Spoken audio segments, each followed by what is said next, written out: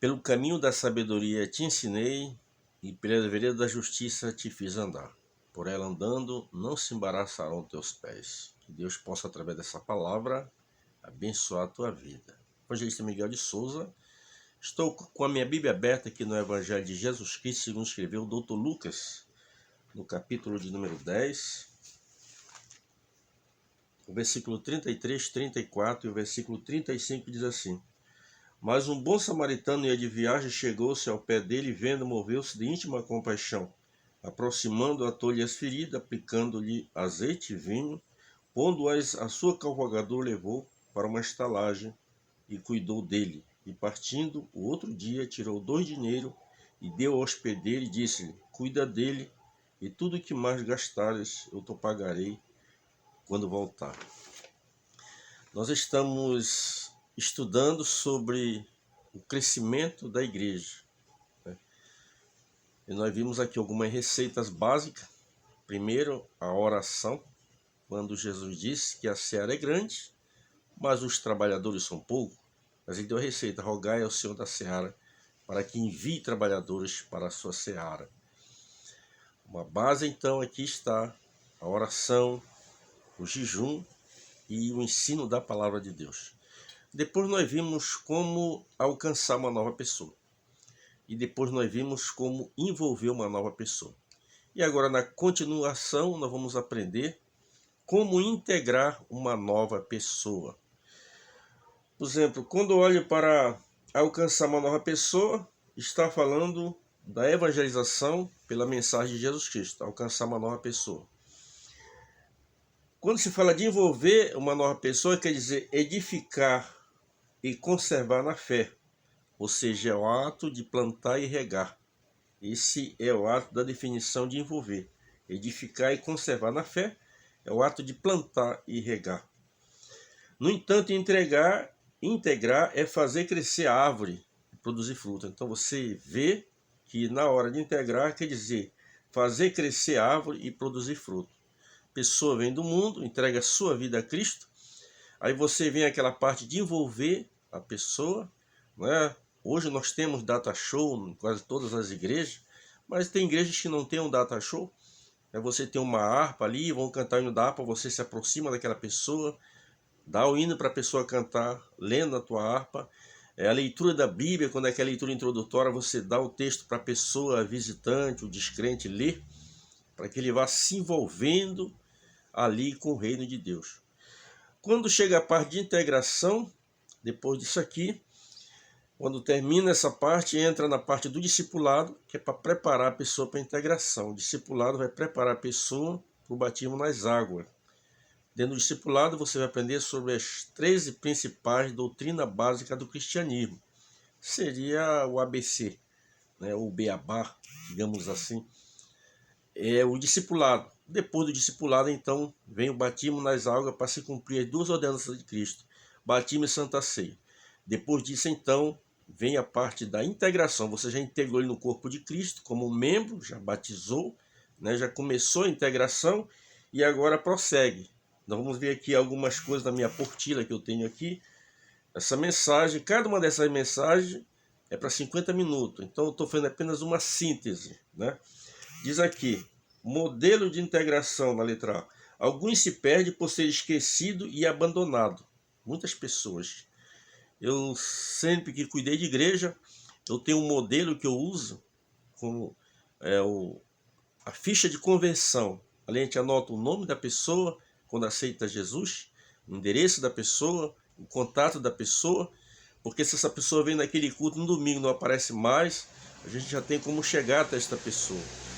Não podemos perder essa pessoa de vista. Então aqui, alguns se perdem por ser esquecido e abandonado. Eu, como igreja, eu não posso permitir que isso aconteça. Diz aqui, é dever da igreja prover a cada novo convertido a condição de crescimento espiritual. É dever da igreja, de cada membro. O nosso dever não é só evangelizar, mas também restaurar vidas. Entra a parte de integração, restaurar vidas. Neste texto que nós lemos do Evangelho de Lucas, no capítulo 10, você vê que aquele moço descia de Jericó para Jerusalém, e quando ele vem nesta caminhada, ele caiu na mão dos salteadores, salteadores roubaram, saquearam ele, deixaram ele quase morto. A Bíblia diz que em seguida passava ali quem? Passava ali o sacerdote, o pastor, passou ali, ele olhou, viu a pessoa naquele estado, mas a Bíblia diz que ele passou de largo. Em seguida veio o levita, que também era uma das pessoas responsáveis pelo templo, para cuidar do templo. Também era descendente do sacerdote, da mesma linhagem, só que a função dele era diferente. Ele também viu o machucado, ferido e foi embora. Mas depois veio o samaritano. Você vê que esta parábola aqui, se você estudar sobre o samaritano, o judeu não se comunicava. Esse moço aqui, pelo jeito, que está machucado, ele era judeu. O samaritano não se importou com isso, ele foi ali. O texto em que eu li diz que ele curou as feridas, ele pegou o azeite, pegou o vinho, os primeiros socorros ali, socorreu esta pessoa e pegou esta pessoa, colocou na sua cavalgadura e levou a uma estalagem. Quando chegou naquela estalagem, ele falou com o dono daquela estalagem, pagou um valor e disse: só vou te deixar mais 2 dinheiros. Quando eu voltar, se você teve uma despesa a mais, eu te pagarei quando eu retornar. Você vê aqui o bom samaritano. Por quê? Porque a missão da igreja não é só ganhar alma, mas restaurar as vidas, se portar com a situação das pessoas. Durante as igrejas que eu cuidei, quantos casamentos nós fizemos? Pessoas que vinham para a igreja amigado, queriam se batizar, mas não tinham condição sequer de pagar o casamento. A igreja, não eu, mas a igreja ia ali, pagava o casamento, a gente fazia tudo, até roupa, às vezes, a igreja alugava para esta pessoa, para o casamento, paletó, roupa para a esposa, para fazer um trabalho bonito na igreja. Isso aí faz a pessoa se sentir amada. É isso que é importante, restaurar a vida. Aqui a gente vê como integrar essa pessoa. Então, após o batismo, vem o quê? A pessoa, se ele é acima de 12 anos, se batiza. Dos 12 ao 15, você integra ele no departamento de adolescente. De 15 em diante, se é jovem, você integra ele no departamento da juventude. Se é uma pessoa já casada, uma mulher, você integra ela no círculo de oração. E se é um homem, você começa a integrar ele para auxiliar, para começar a se envolver como obreiro, porteiro e por aí afora. Você está o quê? Integrando esta pessoa na membresia, no trabalho da igreja, mostrando o quanto ela é importante para o reino de Deus. É assim que se faz a integração. E aí esta pessoa em seguida já entra no seminário, se quer estudar, e nós temos a escola bíblica dominical. Eu sempre digo, a escola bíblica dominical é uma base da igreja. Escola forte, igreja forte. Escola fraca, igreja fraca. É importante a escola bíblica dominical. São 54 anos que eu frequento a escola. É muito importante a escola bíblica dominical no aprendizado, na formação de caráter, a escola bíblica dominical. Um assunto muitas vezes desprezado até por muitos pastores.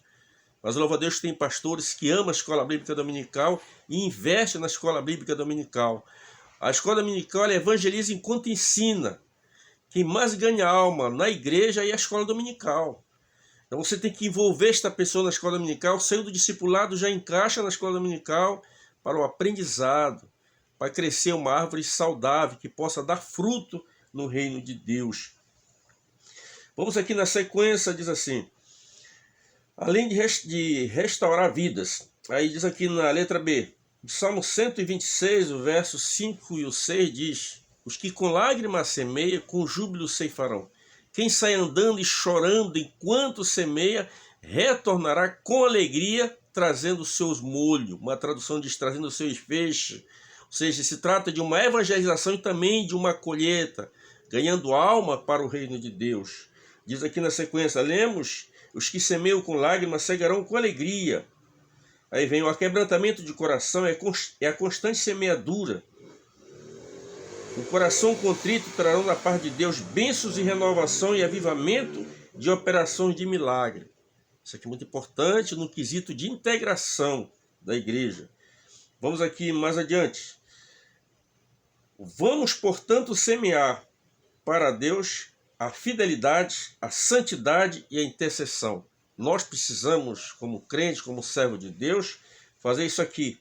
A fidelidade de Deus, santidade de Deus e a intercessão, mesmo sofrendo, se for o caso, pois sabemos que teremos uma grande colheita de bênção. Eclesiastes 9:10. Diz assim: e tudo que vier nas tuas mãos para fazer, faze conforme a tua força, porque para a sepultura para onde vai, não há obra, não há indústria e não há conhecimento algum. Para a sepultura, para onde você vai, para onde eu vou um dia, lá não existe obras, lá não existe indústria, lá não vai precisar de metalúrgico, não vai precisar do pedreiro com a sua colher, não vai precisar de nada disso. Conhecimento, a ciência vai cessar. Para a sepultura para onde vai, não levarás nada. Então, o nosso irmão Salomão está estimulando. Lemos lá no Evangelho de João capítulo 9, versículo 4. Jesus diz: convém que eu faça a obra daquele que me enviou enquanto é dia, porque a noite vem enquanto ninguém pode trabalhar. Na integração, você tem que mostrar para o novo convertido que já desceu as águas o quanto ele é importante, não só apenas como um adorador, mas alguém também disposto a fazer a obra de Deus. Coloquei mais aqui um comentário. O termo dia refere-se à vida, ao passo que a noite se refere à morte. Convém que eu faça a obra daquele que me enviou enquanto é dia, ou seja, enquanto você está vivo. Porque a noite vem, ou seja, a morte vai chegar e você não vai poder fazer mais nada. Não espere se aposentar para fazer a obra de Deus. Faça a obra de Deus agora. Aproveite. Na sequência, vou ler aqui. Passamos uma só vez. Muito importante você ouvir isso aqui, ó. Passamos uma só vez neste mundo, certo? Não esqueça disso. Se não fizermos aqui o que devemos e podemos fazer para Deus, não haverá uma outra oportunidade. Isso aqui você tem que conscientizar o novo convertido, que já foi alcançado, que já foi envolvido e que agora está sendo integrado no reino de Deus, para que ele faça a obra de Deus. Porque é uma oportunidade única, não vai ter outra chance. É por isso que se eu sento próximo de uma pessoa e essa pessoa puxa assunto comigo, eu já falo de Jesus para aquela pessoa. Talvez eu nunca mais vá encontrar com aquela pessoa, mas a semente ela foi semeada naquele coração. Este coração é uma terra boa, vai produzir bons frutos. Na sequência, para ler aqui, não teremos outra oportunidade. Na nossa oração, no nosso jejum, no corpo de Cristo, combatimos nas águas e com a Santa Ceia. Isso aqui é muito importante, quando a gente lê a parábola dos 10 talentos ali, Jesus narrou que um certo homem saiu, mas antes dele sair, ele reuniu ali os seus principais empregados, seus principais servos, para que dividisse as tarefas. A Bíblia diz que a um ele deu 5 talentos, a outra ele deu 2 talentos e a outra ele deu 1 talento. Tudo foi distribuído segundo a sua capacidade. O que tinha 5 talentos granjeou outros 5, o que recebeu 2 granjeou outros 2, e o que recebeu 1 talento foi e enterrou o talento. Mas a Bíblia diz que aquele Senhor deu segundo a capacidade de cada um. Quando o Senhor retornou para o acerto de conta, o que tinha 5 talentos, disse: olha, o Senhor me deu 5 talentos, e com aqueles 5 talentos eu granjei outros 5. Servo bom e fiel, foste fiel no pouco, sobre o muito eu te colocarei. Entra no gozo do teu Senhor. Isto é integração. A integração é justamente para fazer a pessoa a começar a gerar fruto. Quando você está envolvendo a pessoa, uma coisa, mas quando entra na parte de integração que eu bati, essa pessoa tem que produzir fruto. O segundo veio: o Senhor me deu 2 talentos, eu granjei outros 2, estão aqui 4. Servo bom e fiel, foste fiel no pouco, sobre o muito eu te colocarei. Entra no gozo do teu Senhor. Aí veio o terceiro. Foi dado 1 talento segundo a sua capacidade. Quando ele chegou, ele disse: eu sei que tu és um homem rigoroso, que tu colhes onde tu não semeia. E eu, sabendo disso, enterrei o teu talento. Ele disse: servo mau e negligente. Uma tradução diz: negligente, servo e mau. Tu sabes que eu semeio onde eu não planto? Por que não entregou meu talento, o meu dinheiro aos banqueiros? Pelo menos quando eu retornasse eu receberia o lucro. E a Bíblia diz que ele foi lançado nas trevas exteriores e ali haverá choro e ranger de dente. Então você que integrou essa nova pessoa, estimule ele a viver na posição daquele primeiro que recebeu 5 e daquele que recebeu 2. Mostre para ele que Deus vai dar talentos a ele, vai instrumentalizar ele, vai capacitar ele, vai usar ele para que ele possa produzir fruto. Depois da integração vem tudo isso. Que Deus nos abençoe e até a próxima mensagem.